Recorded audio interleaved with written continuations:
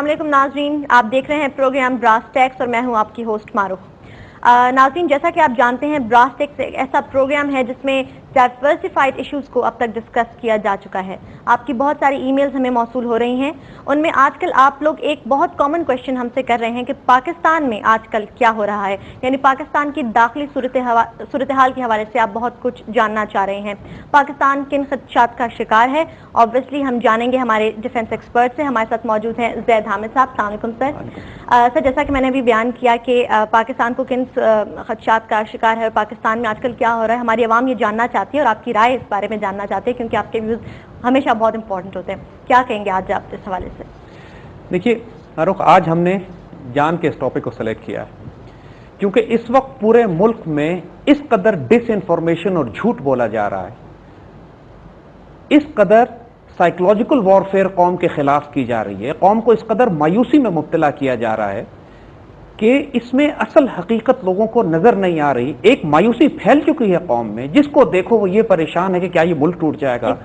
एक पैनिक हो गया है, हर कोई परेशान है कि ये कौन से प्लेयर्स हैं, जो कौन से रीजंस हैं, कौन से फैक्टर्स हैं कि जो पाकिस्तान की सियासी और सिक्योरिटी सूरत हाल में मुदाखलत कर रहे हैं और इस पूरे सिनारियो को शेप और रीशेप कर रहे हैं। आज हम इस पर बड़ी सख्त और खुल के बात करेंगे।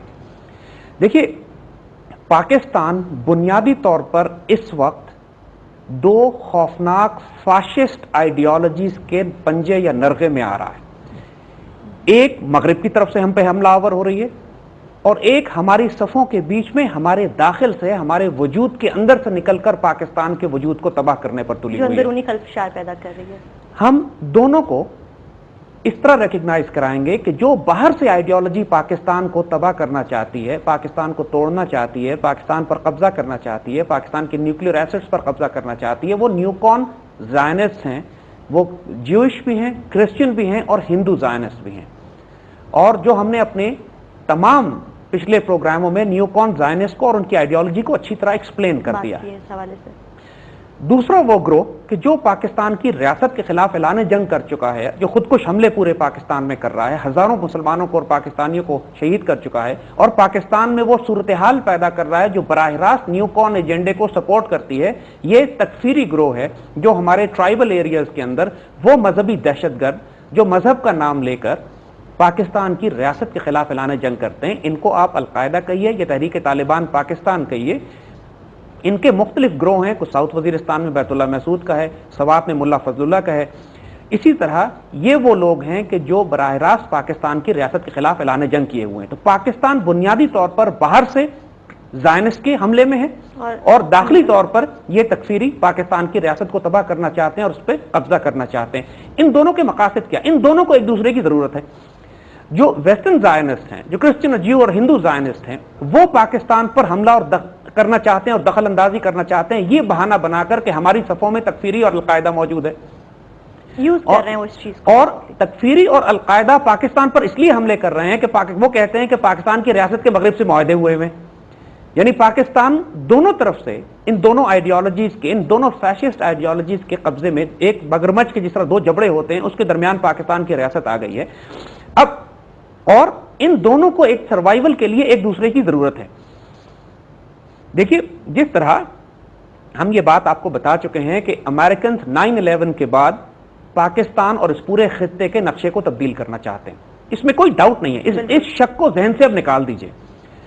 अमेरिकन ने जो हमसे एसोसिएशन की अफगानिस्तान में तालिबान को निकालने के लिए, जो गलतियां और कोताहियां हमारी हुकूमत वक्त ने उस वक्त की कि जो हम तालिबान को हमने हटा दिया वहां से और उसके नतीजे में अपने लिए एक सिक्योरिटी क्राइसिस खड़ा कर लिया, एक नाइटमेयर खड़ा कर लिया अफगानिस्तान में। यानी तालिबान के होने की वजह से ना वो ड्रग्स थे वहां पर, ना बलूचिस्तान लिबरेशन आर्मी की दहशतगर्दी थी, ना तहरीक तालिबान का फसाद पाकिस्तान के खिलाफ था, ना इंडियन एसेट्स थे जो वहां काम कर रहे थे, ना इसराइली एसेट्स थे, ना अमेरिकन अफगानिस्तान में मौजूद थे। हमने अपने पैर पे एक ऐसी कुल्हाड़ी मारी कि जिसकी बड़ी भारी कीमत हमें अब अदा करनी पड़ रही है। नतीजा ये हुआ कि अमेरिकन ने जब उस सारे इलाके पर कब्जा किया और बराह रास्त, चूंकि उनका इनिशियल ऑब्जेक्टिव सिर्फ तालिबान को हटाना नहीं था, उसके बाद लाजमन पाकिस्तान को भी डिसइंटीग्रेट करना था और पाकिस्तान को डिसइंटीग्रेट करके पाकिस्तान के एटमी हथियारों को न्यूट्रलाइज करना था और इसके बाद मुकम्मल तौर पे आलम इस्लाम उनके कब्जे में चला जाता, क्योंकि कोई और मुसलमान मुल्क ऐसा नहीं था जो मुजाहमत कर सकता। पाकिस्तान को कहा भी इस्लाम का किला जाता है। और इस वजह से जब अफगानिस्तान में ये अमेरिकन पहुंचे हैं انہوں نے براہ راست آتے ہی بلوچستان لبریشن آرمی کو سپورٹ کرنا شروع کیا. براہ راست انہوں نے اس غصے کو، غم غصے کو استعمال کرنا شروع کیا پاکستان کی ریاست کے خلاف، جو کہ ہمارے ٹرائبل ایریاز میں پیدا ہو گیا تھا پاکستان کی حکومت کے خلاف، اس لیے کہ ہم نے طالبان کے خلاف امریکنز کا ساتھ دیا تھا. اور امریکنز نے اس ٹرائبل ایریاز میں کچھ ایسے گروپ تلاش کرنے شروع کیے کہ جو اس عقیدے اور آئیڈیالوجی پر ہوں جس کو تکفیر کہتے ہیں، جس کے مطابق تمام پاکستان کی ریاست کافر ہے، یہ مرتد ہیں، ان کا قتل جائز ہے اور ان کو قتل کرنے میں کوئی شرعی خرابی نہیں ہے. یہ ایک خوفناک مذہبی عقیدہ ہے جو ایک چھوٹے سے مسلمان، جو تاریخ میں بھی اکثر ایسا ہوتا رہا ہے کہ کچھ مسلمان چھوٹے گروہوں میں یا فرقوں میں یہ فرقہ یہ گروہ پیدا ہو جاتا ہے.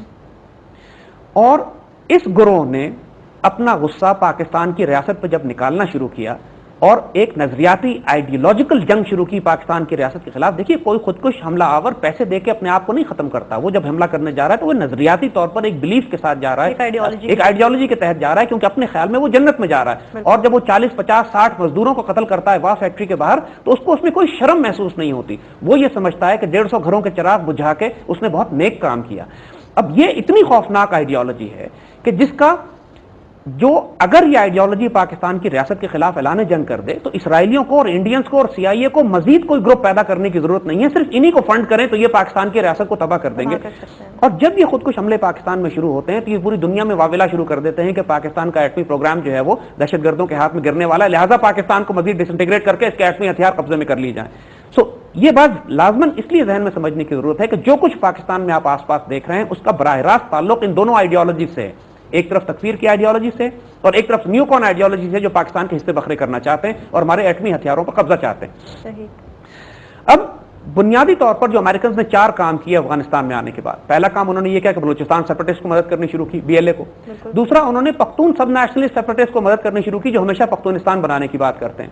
تیسرا انہوں نے کام یہ شروع کیا کہ انہوں نے تحریک طالبان کی مدد کرنی شروع کی، اسلحہ، اکوپمنٹ، سپلائز، روپیہ اور پیسہ جو تحریک طالبان کو مل رہا ہے پاکستان میں دھماکے کرنے کے لیے پاکستان سے تو نہیں جا رہا، یہ تو پیچھے افغانستان کی طرف سے آ رہا ہے. اور جو چوتھا کام انہوں نے شروع کیا وہ یہ کہ سندھ میں انہوں نے ایتھنک لائنز پہ پشتون اور اردو سپیکنگ کے درمیان فساد کروانے کا پلان بنایا. زاہد صاحب یہیں سے ہم کنٹینیو کریں گے، وقت ہوا چاہتا ہے ایک چھوٹی سی بریک کا.